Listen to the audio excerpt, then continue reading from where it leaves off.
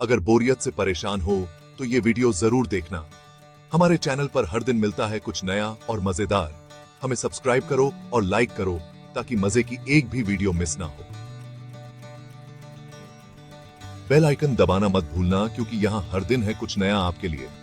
तो चलो जुड़ो हमारे साथ और बनाओ अपना हर दिन खास। सोनू गांव पहुंचा, शहर की एनर्जी का बवंडर लेकर। शांत और ट्रेडिशनल गांव इस नई चीज से गूंज उठा। बूढ़े लोग उसे चाय की दुकानों से देख रहे थे, बच्चे फुसफुसा रहे थे और उंगली उठा रहे थे। उसके भाई विजय सोनू की अजीब सी असहजता देखकर मुस्कुराया। इन्होंने कभी शहर का बंदा नहीं देखा। विजय हंसा। लगता तो ऐसे ही है, सोनू बड़बड़ाया, अपने सनग्लासेस को नाक पर और ऊपर करते हुए। विजय ने गांव के ऊपर एक टीले पर बनी एक टूटी हवेली की तरफ इशारा किया। भूतिया है, विजय ने ड्रामेटिक होकर कहा। कोई उसके पास जाने की हिम्मत नहीं करता। सोनू ने मजाक उड़ाते हुए कहा, भूत, बकवास मत करो। विजय ने उसे चुनौती दी, तो फिर वहां एक रात गुजार के दिखाओ, साबित करो। जैसे ही शाम होने लगी और आसमान नारंगी और बैंगनी रंग का हो गया, सोनू टीले के नीचे खड़ा था। हवेली उसके ऊपर मंडरा रही थी, ढलती रोशनी में और भी खतरनाक लग रही थी।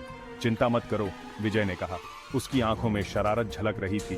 भूत आधी रात के बाद ही बाहर आता है। उसने सोनू को एक मिट्टी का तेल वाला लालटेन दिया। सुबह मिलते हैं हीरो। हवेली की तरफ बढ़ा हर कदम पिछले वाले से ज्यादा भारी लग रहा था। जंग लगा फाटक ऐसे कर्र करके खुला जैसे वो आवाज खामोशी में गूंज गई हो। सोनू का दिल जोर जोर से धड़क रहा था, जैसे बेचैनी का ढोल बज रहा हो। वो अंदर चला गया। हवेली के अंदर का नजारा ऐसा था जैसे किसी भूली हुई शान का कब्रिस्तान हो। धूल से सनी मकड़ियों के जाले कभी सुंदर रहे फर्नीचर पर लगे हुए थे। दीवारों से रंग ऐसे उतर रहा था जैसे त्वचा उतर रही हो, जिससे उसकी फीकी खूबसूरती की झलक मिल रही थी। हवा में सड़न और खामोशी की एक अजीब सी महक थी। हर कदम पर धूल के कण उड़ते जो लालटेन की रोशनी में नाचते हुए दिखाई देते। सोनू कमरों में घूमता रहा।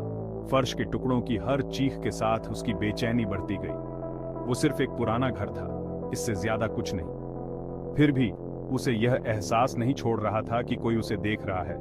और तभी उसे एक आवाज सुनाई दी, एक धीमी सी हंसी की आवाज, मुश्किल से सुनाई देने वाली, जो दालान के उस छोर से गूंज रही थी। उसके रोंगटे खड़े हो गए। वो जहां था वहीं ठहर गया, अपनी सांसें रोके हुए ध्यान से सुनने लगा।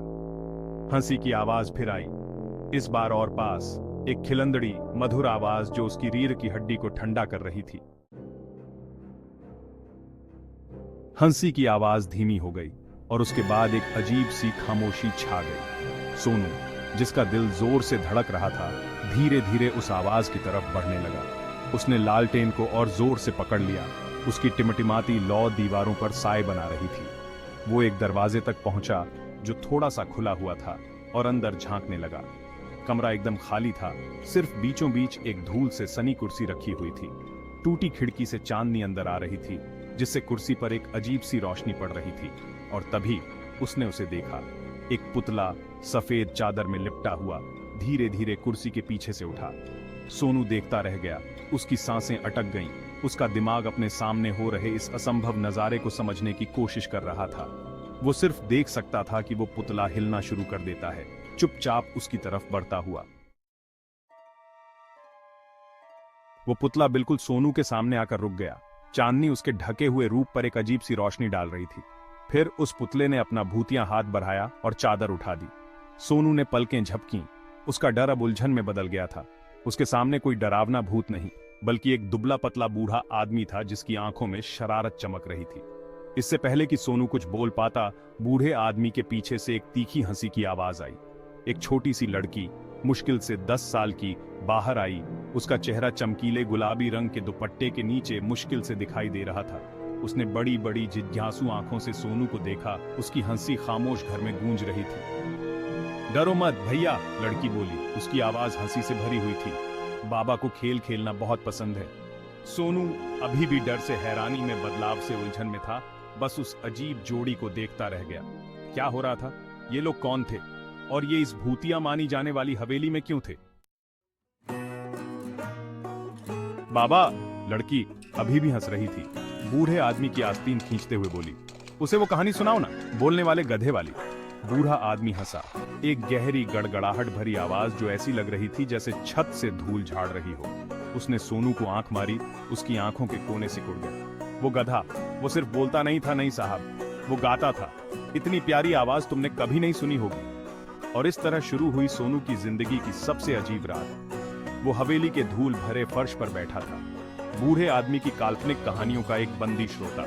लड़की जिसका नाम उसे पता चला रानी था, अपनी बातें भी जोड़ती रहती थी, उसकी हंसी खामोश घर में गूंजती रहती थी। बूढ़ा आदमी जिसका नाम रामू काका था, शरारती आत्माओं, बात करने वाले जानवरों और जादुई पेड़ों की कहानियां सुनाता रहा। सोनू सुनता रहा, पहले तो शक से, फिर धीरे धीरे मजा लेते हुए। जो डर उसे पहले घेरे हुए था वो गायब हो गया और उसकी जगह इस अजीब जोड़ी के साथ एक अजीब सी दोस्ताना भावना ने ले ली। हंसी की आवाज आखिरकार धीमी हो गई और उसकी जगह एक सुखद खामोशी ने ले ली। रानी रामू काका के पास लेट गई थी और सो गई थी। सोनू दीवार का सहारा लिए हुए ने महसूस किया कि उस पर एक अजीब सी शांति छा गई है। वो थका हुआ था, लेकिन यह एक अच्छी थकान थी। उसने रामू काका की तरफ देखा जो लालटेन की टिमटिमाती लौ को देख रहे थे। सोनू थोड़ा रुका, फिर बोला, आप यहां क्यों हैं काका, इस भूतिया घर में? रामू काका उसकी तरफ मुड़े, उनकी आंखें टिमटिमाती रोशनी को दर्शा रही थी। भूतिया? उन्होंने दोहराया, उनकी आवाज मजाक से भरी हुई थी। यह पुराना घर नहीं, ये बस गलत समझा गया है। लोग उस चीज से डरते हैं जिसे वो समझते नहीं हैं बेटा। वो परछाइयां देखते हैं और फुसफुसाहट सुनते हैं और अपने दिमाग में ही राक्षस बना लेते हैं। लेकिन कभी कभी, उन्होंने धीरे से कहा, असली भूत वही होते हैं जिन्हें हम अपने अंदर लिए फिरते हैं। सुबह हो गई और आसमान गुलाबी और सुनहरे रंग से रंग गया। सोनू, जो आखिरकार थकान के आगे हार गया था, चौंक कर उठा। वो उठा, एक पल के लिए उसे समझ नहीं आया कि वो कहां है। पिछली रात की घटनाएं उसके दिमाग में तेजी से घूम रही थीं। उसने इधर उधर देखा, लेकिन कमरा खाली था। रामू काका और रानी चले गए थे। वो बाहर निकला, सुबह की हवा ताजी और ठंडी थी। हवेली सुबह की नरम रोशनी में नहाई हुई अब उतनी डरावनी नहीं लग रही थी। वो लगभग उसकी पुरानी शान की कल्पना कर सकता था, एक ऐसी जगह जहां गर्माहट और हंसी थी। जैसे ही वो टीले से नीचे उतरा, उसे गांव के जागने की आवाजें सुनाई देने लगीं। वो गांव के चौराहे पर पहुंचा जहां गांव वालों का एक समूह जमा था। विजय, जिसके चेहरे पर एक बड़ी सी मुस्कान थी, आगे बढ़ा। तो भूतों के साथ रात कैसी रही? उसने पूछा। उसकी आवाज मजाक भरी चिंता से भरी हुई थी। सोनू थोड़ा रुका, उसे समझ नहीं आ रहा था कि क्या जवाब दे। वो रामू काका और रानी के साथ हुई उस अजीब और शानदार मुलाकात को कैसे बयां करता। सोनू ने रामू काका और रानी से अपनी मुलाकात, उनकी काल्पनिक कहानियों और उनकी मनमोहक हंसी के बारे में बताया। गांव वाले सुनते रहे, हर बात के साथ उनकी मुस्कान बढ़ती गई। जब उसने अपनी बात खत्म की तो सब चुप हो गए। फिर विजय जोर से हंसने लगा, अपनी जांघ पर हाथ मारते हुए। मुझे पता था, वो चिल्लाया, हंसी से दोगुना होते हुए। ये तो बूढ़े रामू काका और उनकी पोती थी। बाकी गांव वाले भी हंसने लगे।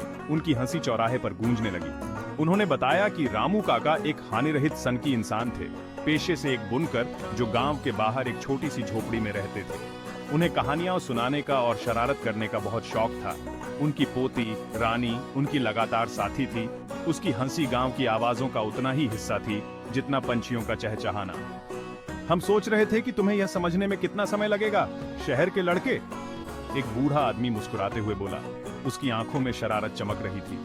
सोनू ने अपना सिर हिलाया, उसके होंठों पर एक मुस्कान थी। गांव वालों ने उसे एक तोहफा दिया था, हंसी की एक रात, एक याद दिलाते हुए कि कभी कभी सबसे डरावने राक्षस वही होते हैं जिन्हें हम अपने दिमाग में ही बना लेते हैं। जैसे जैसे दिन हफ्तों में बदलते गए, सोनू खुद को बार बार रामू काका की विनम्र झोपड़ी की तरफ खींचता हुआ पाता। वो बूढ़े आदमी के साथ बैठता और उनकी कहानियां सुनता। रानी की हंसी एक निरंतर खुशहाल पृष्ठभूमि बनाती रहती। उसने गांव के बारे में, उसकी परंपराओं और उसके लोगों के बारे में सीखा। उसने अपनी शहर की नकारात्मकता को छोड़ दिया और गांव के जीवन की सादगी को अपना लिया। गांव वालों ने भी बदले में उनके बीच स्वागत किया।